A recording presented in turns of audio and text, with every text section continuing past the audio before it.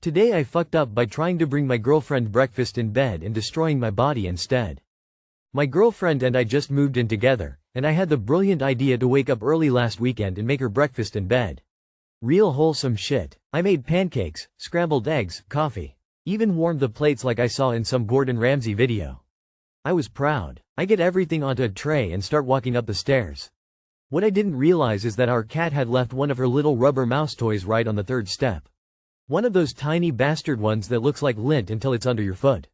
I step on it, instantly lose my footing. Tray launches. Food is airborne. I go down like a sack of wet laundry.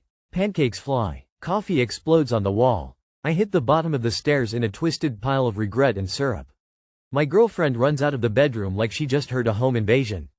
She finds me groaning on the floor, holding my wrist, with a pancake stuck to my back like some kind of domestic shuriken. I tell her I think I broke something. We go to the X-rays confirm. Fractured wrist. The nurse doesn't even react when I explain what happened. Just writes it down and moves on like she's heard this exact story before, which honestly makes it worse. Now my wrist is in a brace, my girlfriend has banned surprises of any kind, and the cat is still loose, presumably planning her next attack. 10 out of 10 would not recommend. Too long did not read. Tried to be sweet, stepped on a cat toy, flew down the stairs, broke my wrist, and now I'm banned from being thoughtful. No good deed goes unpunished, they say. This was premeditated. I would watch out for that cat. Glad you're mostly okay, Op. I'm sorry it happened to you, but falling from the stairs and breaking something is pretty common unfortunately. Of course the nurse has heard this 1,000 times before. The cat is pissed. Mine tried to kill me while I was loading the dishwasher. Got under my feet and I fell into dishes. A paring knife went through the middle of my palm. I think my cat laughed at me. Upvote for domestic shuriken. Nurse hearing the story and thinking, amateur stuff, not like the guy that builds a sex swing on his porch and. Today I fucked up by asking a bunch of executives, how popular is 69? Today I was in a Teams meeting with about a dozen executives and other higher-ups. My role in this call is to be the Tom Smikowski from Office Space. I talk to the customers so the engineers don't have to. I have people skills. We are all discussing the replication outage on our SQL servers. Our SQL boxes are all named numerically like SEA01VM123, SEA01VM25, SEA01VM69, etc. We're talking about how each of these boxes are doing and I'm giving reports on each of them. We refer to the box by its number, because who wants to keep saying CO1VM like 50 times? We start with our most used machines and eventually get to SEA01VM69, and I'm all, how popular is 69? Instant head smack. 12-year-old me is chuckling while 40-year-old me is panicking. Awkward silence for a few agonizing seconds. Several people on the call go on mute. Thankfully, someone chimes in that it's only used for limited purposes. My confidence is completely shot and I'm trying not to say anything else stupid. But it gets worse. MS Teams has these asinine emojis that can get attached to other people's comments. Another person in the meeting added a comment and I tried to copy it from the chat. Of course, the instant that I clicked on the text bubble to copy it, the emoji menu pops up and I accidentally clicked on the damn lol emoji. I am now super panicking and I am desperate to undo that lol emoji. I end up just making things worse by clicking on the thumbs up emoji as well. Anyway, so that's how it's going for me. How about you? Too long did not read. Today I fucked up by saying, how popular is 69, in a big meeting. Followed that up by adding the lol emoji to some guy's comment. Made it worse by also adding the thumbs up. I, in fact, do not have people skills. Everyone went to mute in order to laugh. And that second guy was definitely making a joke about limited uses.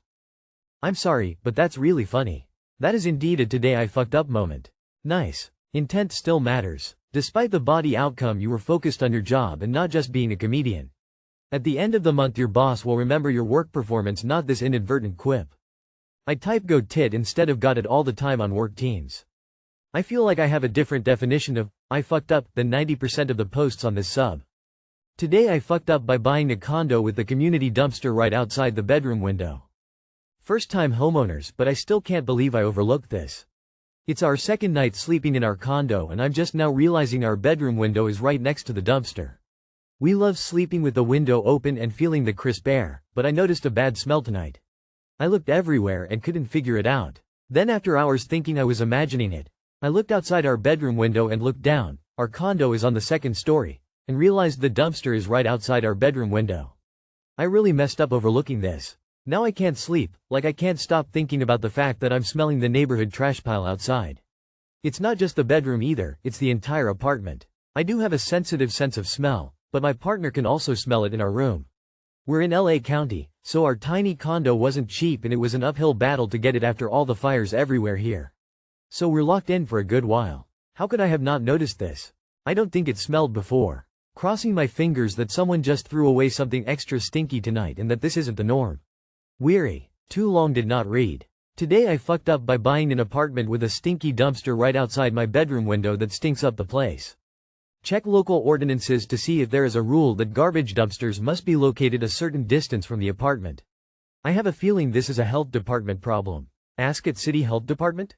Not to rub it in, but also sorry about the once-a-week garbage truck wake-up call, though it might be like music to your ears. It's too bad that it's not possible to take an apartment or condo for a test drive by staying there a night or two. We once rented an apartment that seemed nice until the first morning.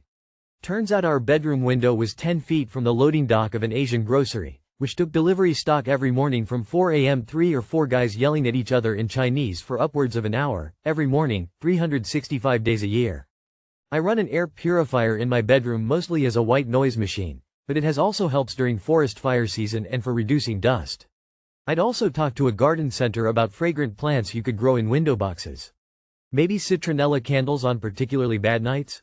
That really stinks. Sorry you're going through that. Oh boy, just wait for the weather to get even hotter. The neighborhood trash will really smell when it gets steaming.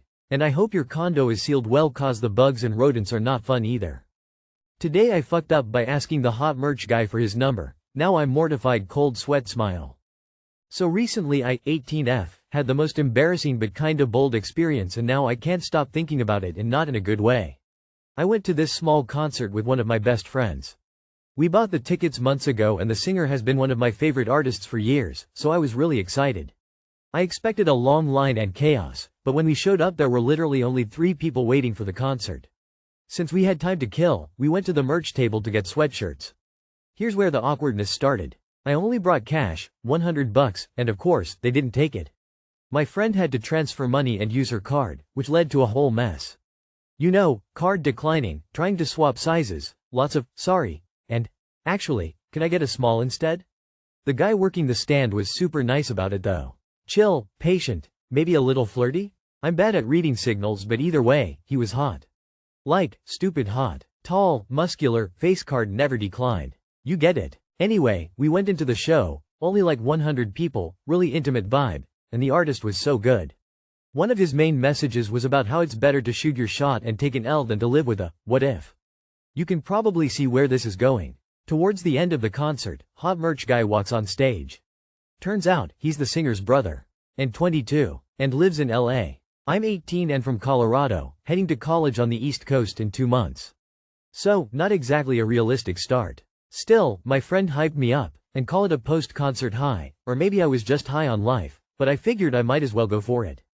After the show, we were chatting with the artist and I asked nervously if his brother would be weirded out if I asked for his number. He kind of just repeated the advice from earlier, but added, he gets that a lot. Not sure if that was encouragement or a soft letdown. Anyway, I saw hot brother back at the merch table talking to 2 older girls. Before I could chicken out, I literally interrupted them and said, "Hey, sorry to bug you, but does your number come with the sweatshirts?" WHO says that. It just came out of my mouth. He looked kind of confused and I had to remind him that I was the problematic sweatshirt girl from earlier. Then I clarified I was asking for his number and, to my surprise, he said sure and typed a number into my phone. I walked away thinking, OMG I just did that. And one of the girls who was talking to him laughed and gave me a low high five. I couldn't tell if she was being supportive or making fun, but I didn't really think about it too hard. Once I walked over to my friend, I texted him something simple. Hey, this is my name, the girl in the pink dress from the concert. And he hasn't responded. Now I'm spiraling. Was I super awkward? Did he give me a fake number? Did I weird him out? I'm not usually this bold and the more I think about it, the more mortified I feel. At least I tried, right? Too long did not read. Went to a concert, flirted with the super hot merch guy who turned out to be the singer's brother. Tried to be bold and asked for his number by saying, does your number come with the sweatshirts? He gave it to me, but never texted back. Now I'm spiraling. You have no reason to be embarrassed, as the singer said, you did well to act instead of perhaps having regrets about not having done so. Then, if he wants to answer you, fine, otherwise patience, but you will have no regrets. Nah, you did good, sis. I'm proud of you. There's a million reasons why he hasn't responded, with very few of them that have anything to do with you. What's important is that you went out of your comfort zone in a non-creepy manner, and survived the process to talk about it later, which is exactly what you should be doing to keep growing as a person. Bot post, today I fucked up is peppered with them. It's cute that guys can give wrong numbers to women as well, just to avoid M. Don't freak out, even if it doesn't go anywhere, it's good you tried. Rule number 1 of the music scene, don't date touring dudes.